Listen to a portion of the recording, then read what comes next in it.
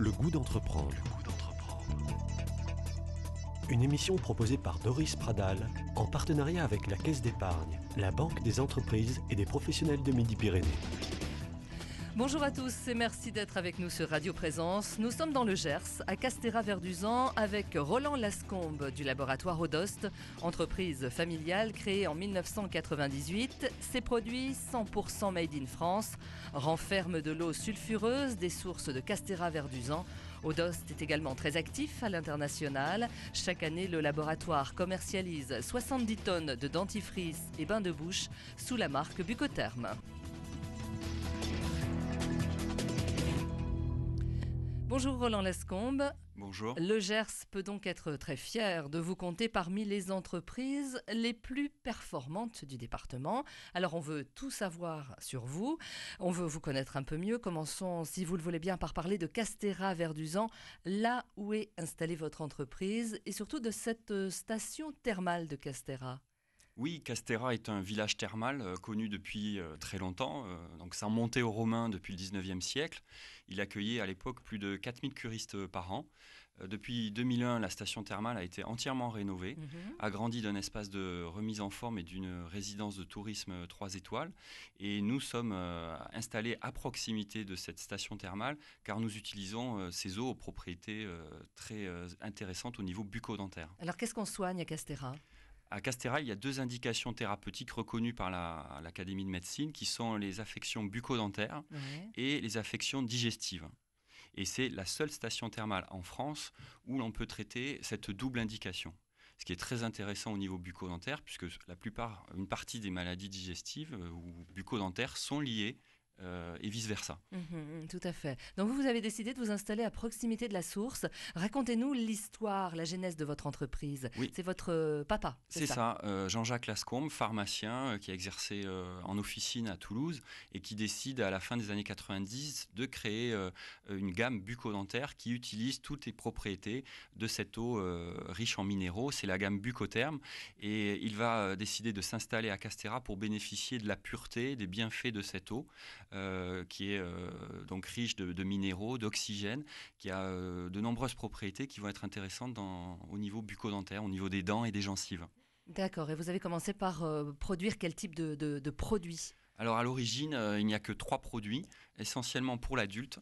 Un spray dentaire qui est unique encore au monde, unique en France, qui est l'eau thermale pure finalement, sous forme de spray. Donc c'est ni plus ni moins que le prolongement de la cure à domicile. Et donc son idée, c'était vraiment de pouvoir permettre à chacun, partout en France, de retrouver les bienfaits de cette eau thermale. Car dans le spray, on retrouve tous ces minéraux, les propriétés donc physico-chimiques de l'eau thermale, mais aussi avec la mécanique de spray pressurisé, donc une action mécanique qui vient nettoyer dans les espaces interdentaires et qui vient stimuler les gencives. Donc il y a une efficacité également au niveau de la tonicité des gencives. Alors on est dans le médical ou on est dans le paramédical ? On est dans le paramédical et c'est bien pour ça que nous sommes exclusivement vendus en pharmacie et parapharmacie, car on croit beaucoup au conseil du pharmacien. Sur cette gamme, nous ne sommes pas dans une gamme de supermarché, on est dans une gamme spécifique avec un conseil spécifique, avec un actif spécifique. Et donc on a une partie des produits qui ont un statut cosmétique, donc qui pourraient être diffusés dans toutes les parapharmacies et qui le sont d'ailleurs, mais on a un produit, le spray dentaire, qui a un statut dispositif médical. Voilà, parce que les revendications liées aux propriétés médicales de cette eau, car l'eau est considérée comme un traitement médical, peuvent aller au-delà du simple confort ou de l'hygiène. On est dans du soin, véritablement. Dans le soin, c'est ça, tout à fait. Donc votre papa a décidé de lancer l'entreprise et vous avez très vite repris les rênes, puisque vous avez commencé en 1998, ce n'est pas si vieux. Et quand avez-vous décidé, vous, de prendre place dans cette entreprise ? Vous étiez tout seul, c'est ça ? Alors non, il y a toute une équipe, mais les effectifs à l'origine, quand j'ai démarré, on était 2. Mon père avait cette idée géniale, mais les produits étaient au nombre de 3 et il fallait bien sûr trouver des commerciaux, trouver des clients. Et donc c'est moi seul qui ai démarré cette activité de promotion. Donc j'ai commencé, disons, plus en tant que responsable commercial. Et puis petit à petit, parce que j'en avais l'envie, j'ai décidé de reprendre l'entreprise. Et c'est vrai que c'est quelque chose qui me tenait à cœur. Voilà. Vous êtes un entrepreneur né, Roland. Quelles études vous avez suivies? Alors j'ai fait une école de commerce, j'ai fait HEC, donc c'est vrai que je me prédestinais à ça. Alors, je ne pensais pas commencer aussitôt, puisque je suis tombé là-dedans finalement, je suis tombé dans l'eau thermale assez jeune et j'en suis aujourd'hui, je ne me pose plus de questions et c'est vrai que je suis très heureux de pouvoir diriger cette entreprise qui en plus est un véritable succès. Et qui fonctionne bien, on va en parler dans quelques instants, notamment sur le terrain international. Vous êtes bien implanté. Donc vous avez continué le travail de papa, mais vous avez mis aussi votre dose personnelle, puisqu'aujourd'hui vous êtes combien de salariés? Alors aujourd'hui nous sommes une quinzaine, sans compter les commerciaux voilà, sur le terrain, qui sont plus de 30. Nous avons également des réseaux commerciaux à l'international. Nous, avec 15 personnes, en fait, comme nous travaillons essentiellement sur la fabrication, de la commercialisation et que nos unités sont très automatisées, ça nous permet de faire des volumes assez importants. Donc c'est ça votre touche personnelle, celle que vous avez amenée? Alors je sais pas, c'est difficile de dire en quoi j'ai peut-être amené une dose de créativité, certainement mon côté commercial qui était très important quand il s'agit de démarrer et les ventes sur un produit. Après, je crois qu'il faut être ingénieux, surtout quand on est une petite entreprise, pouvoir faire mieux avec moins de moyens que des grands groupes. Ça demande beaucoup d'inventivité, mais c'est ce qui me plaît finalement. Voilà. Quelle est l'étape qui vous a le plus marqué, justement, dans cette reprise et dans ce développement? Ou quelle est l'étape qui vous a le plus, j'allais dire, posé de soucis? Difficile. Alors, la grande difficulté, ça a été d'essayer de développer cette marque avec tous les moyens commerciaux et publicitaires qui doivent être débloqués, sans dégrader les résultats de l'entreprise, avec une base de chiffre d'affaires qui était vraiment très faible à l'origine.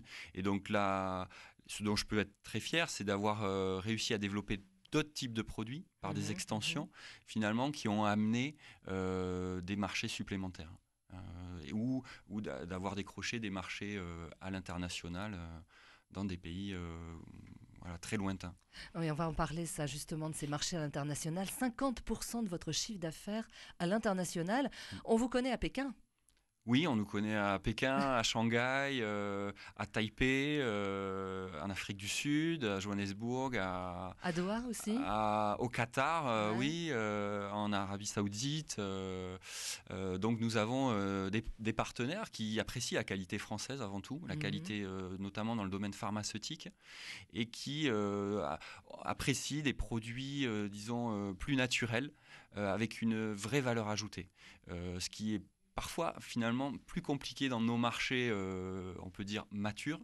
Les marchés européens sont des marchés où nous sommes peu présents, finalement, à part le Portugal ou l'Espagne ou l'Italie. Mais nous arrivons très tôt, nous sommes arrivés à pénétrer des marchés comme ça, très lointains, grâce à cette image, je pense, de la France. Mais comment une petite entreprise du Gers, c'est pas péjoratif, attention, une petite entreprise du Gers a su s'imposer à ce point, à ce stade, sur un marché international? Je crois qu'il faut pas... C'est vous y êtes allé tout seul avec vos produits, votre valise? Moi, l'international me plaît beaucoup. J'ai la chance de pratiquer plusieurs langues, notamment l'anglais. Et très vite, on a senti qu'il y avait un potentiel important, une demande. Donc on a commencé à répondre à des demandes, Afrique francophone aussi, Asie. Et puis petit à petit, on a mené des missions avec l'aide du Bifrance ou parfois sur des salons. Et c'est en contactant les gens. Voilà, je pense que notre atout, c'est que ces distributeurs mettent un visage sur un produit. Ouais, Ils ont en face d'eux finalement une gamme de produits, mais aussi un entrepreneur, le chef d'entreprise. Et donc ça les rassure. Puisqu'ils vous voient, voilà, c'est ça. Et ça, c'est peut-être ce qui nous aide, nous, petites entreprises, à l'international. L'image, je pense. Ouais. Après, il faut bien sûr être sérieux, compétent, réactif. Il ne faut surtout pas décevoir sur la qualité du produit. Mais voilà, le plus, c'est peut-être notre réactivité aussi et le côté humain voilà, du chef d'entreprise. Oui, c'est ça. Ça, vous y tenez beaucoup. Oui, c'est essentiel, c'est essentiel. Oui, c'est-à-dire que c'est une relation aussi. Même voilà, si on est dans du domaine commercial, c'est une relation et je suis très fier des contacts nombreux qu'on a pu nouer à l'international. Vous êtes appuyé sur des relais également sur place. Est-ce qu'il s'agit de professionnels de santé ?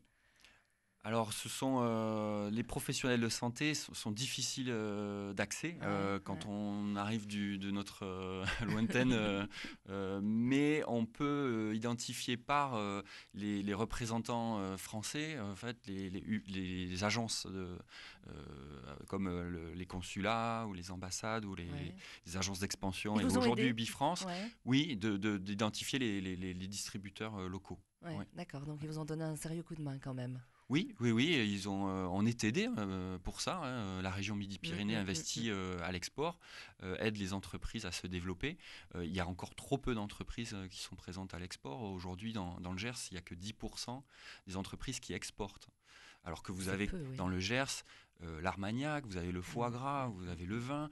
Donc essentiellement les entreprises de l'agroalimentaire. C'est vrai que les entreprises il y en a peu comme les nôtres, mais les entreprises de cosmétiques exportent énormément. Oui, tout à fait. On va en reparler dans un instant, de votre chiffre d'affaires à l'étranger. On va parler également de vos produits, comment vous élaborez vos produits, quels sont les critères que vous retenez pour les choisir, pour les transformer, produits naturels ou produits bio. Vous restez avec nous, à tout de suite.